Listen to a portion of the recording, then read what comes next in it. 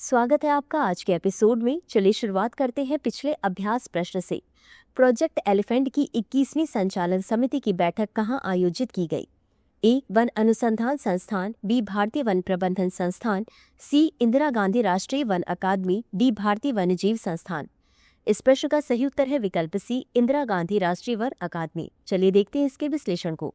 केंद्रीय मंत्री भूपेंद्र यादव की अध्यक्षता में देहरादून स्थित इंदिरा गांधी राष्ट्रीय वन अकादमी में आयोजित प्रोजेक्ट एलिफेंट की 21वीं संचालन समिति की बैठक में मानव हाथी संघर्ष जैसे महत्वपूर्ण मुद्दे के समाधान पर ध्यान केंद्रित किया गया। इस बैठक में संघर्ष प्रबंधन हेतु कार्य योजनाओं सहित चल रही पहलों की समीक्षा की गई तथा संरक्षण प्रयासों में स्थानीय समुदायों की भागीदारी पर भी जोर दिया गया। तब विकल्प सी सही है। अगर आप भी कर रहे हैं एसएससी की तैयारी तो जुड़िए दृष्टि आईएएस की नई पहल दृष्टि एसएससी से, जहां आपको मिलेंगी free live classes, PYQs, demo classes, notification videos और स्ट्रैटेजी। तो अभी सब्सक्राइब करें दृष्टि एसएससी। डिस्क्रिप्शन में दिए गए लिंक पर जाकर चैनल को सब्सक्राइब करें। तो चलिए शुरुआत करते हैं आज के एपिसोड की पहले प्रश्न से। उत्तर प्रदेश में अत्याधुनिक ग्रीन डाटा सेंटर का उद्घाटन कहाँ किया गया है? ए. गाजियाबाद, बी. लखनऊ, सी. कानपुर, डी. नोएडा। इस प्रश्न का सही उत्तर है विकल्प ए, गाजियाबाद। चलिए देखते हैं इसके विश्लेषण को। उत्तर प्रदेश की गाजियाबाद में अत्याधुनिक ग्रीन डाटा सेंटर का उद्घाटन किया गया। यह ऊर्जा दक्षता और स्थिरता पर ध्यान केंद्रित करते हुए डिजिटल ढांचे को बढ़ाने की परियोजना का हिस्सा है। अतः विकल्प ए सही है। अगला प्रश्न है, निम्नलिखित में से कौन उत्तर प्रदेश डाटा सेंटर नीति 2021 के लिए नोडल एजेंसी है?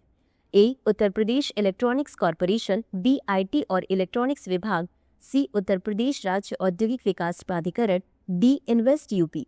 इस प्रश्न का सही उत्तर है विकल्प डी, आईटी और इलेक्ट्रॉनिक्स विभाग। चलिए देखते हैं इसके विश्लेषण को। उत्तर प्रदेश सरकार का आईटी और इलेक्ट्रॉनिक्स विभाग उत्तर प्रदेश डाटा सेंटर नीति 2021 के प्रभावी क्रियान्वयन के लिए नोडल एजेंसी के रूप में कार्य करता है। यह विभाग निवेश मित्र पोर्टल के माध्यम से अनुकूल नीतिगत वातावरण तैयार करने तथा सिंगल विंडो स्वीकृतियां प्रदान करने के लिए उत्तरदायी है।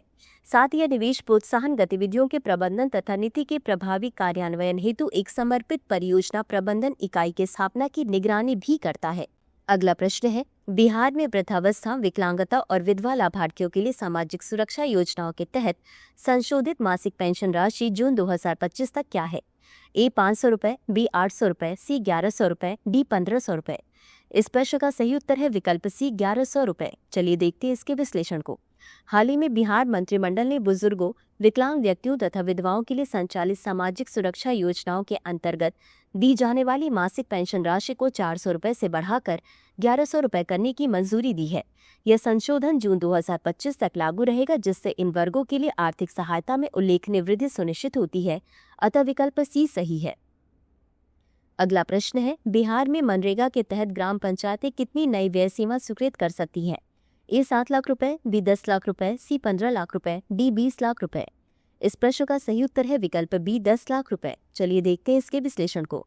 हाल ही में बिहार मंत्रिमंडल ने महात्मा गांधी राष्ट्रीय ग्रामीण रोजगार गारंटी अधिनियम के अंतर्गत ग्राम पंचायत द्वारा अनुमोदित कार्यों के लिए व्यय सीमा को 5 लाख रुपए से बढ़ाकर 10 लाख रुपए कर दिया है।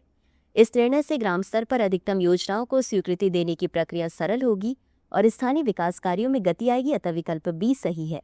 अगला प्रश्न है, हरियाणा सरकार द्वारा लाडो लक्ष्मी योजना के कार्यान्वयन के लिए घोषित कुल वित्तीय आवंटन कितना है? ए. 1000 करोड़ रुपए, बी. 2500 करोड़ रुपए, सी. 5000 करोड़ रुपए या डी. 7500 करोड़ रुपए। इस प्रश्न का सही उत्तर है विकल्प सी, 5000 करोड़ रुपए। चलिए देखते हैं इसके विश्लेषण को। हरियाणा सरकार ने बालिकाओं के कल्याण और सशक्तिकरण को बढ़ावा देने के उद्देश्य से लाडो लक्ष्मी योजना शुरू करने की घोषणा की। इस योजना के प्रभावी क्रियान्वयन हेतु राज्य सरकार ने 5000 करोड़ रुपए का वित्तीय आवंटन स्वीकृत किया है। यह आवंटन लैंगिक समानता और सामाजिक कल्याण के क्षेत्र में राज्य की गंभीर प्रतिबद्धता को दर्शाता है। अगला प्रश्न है, ऑपरेशन डीप मैनिफेस्ट हाल ही में किस विभाग या एजेंसी द्वारा लॉन्च किया गया था?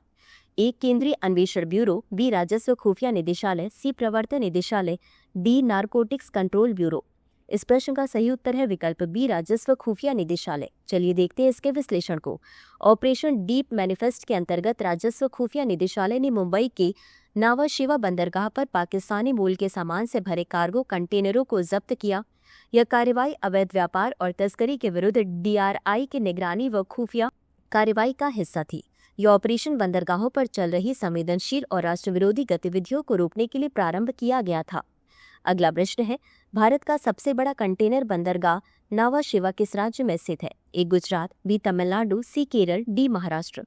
इस प्रश्न का सही उत्तर है विकल्प डी महाराष्ट्र। चलिए देखते हैं इसके विश्लेषण को। नावा शिवा बंदरगाह, जिसे जवाहरलाल नेहरू बंदरगाह के नाम से भी जाना जाता है, नवी मुंबई महाराष्ट्र में स्थित है। यह बंदरगाह भारत का सबसे बड़ा कंटेनर बंदरगाह है और देश के कुल कंटेनर व्यापार का एक बड़ा हिस्सा संभालता है। यह अंतर्राष्ट्रीय व्यापार और समुद्री कार्गो संचालन के लिए एक महत्वपूर्ण केंद्र है, अतः विकल्प डी सही है।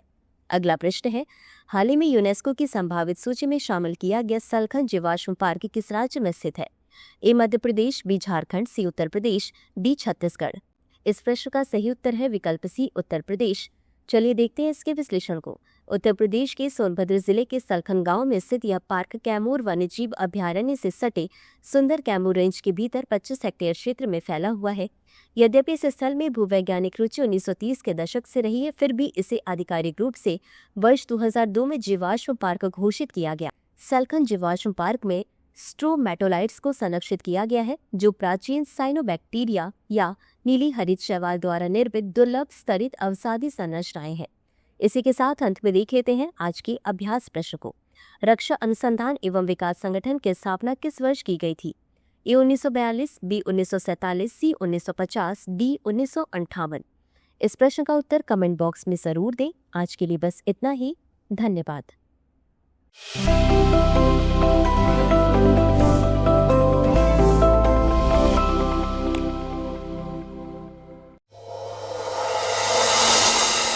डियर व्यूअर्स, अपने एग्जाम की तैयारी को और बेहतर करने के लिए हमारे चैनल को लाइक, शेयर और सब्सक्राइब करना न भूलें।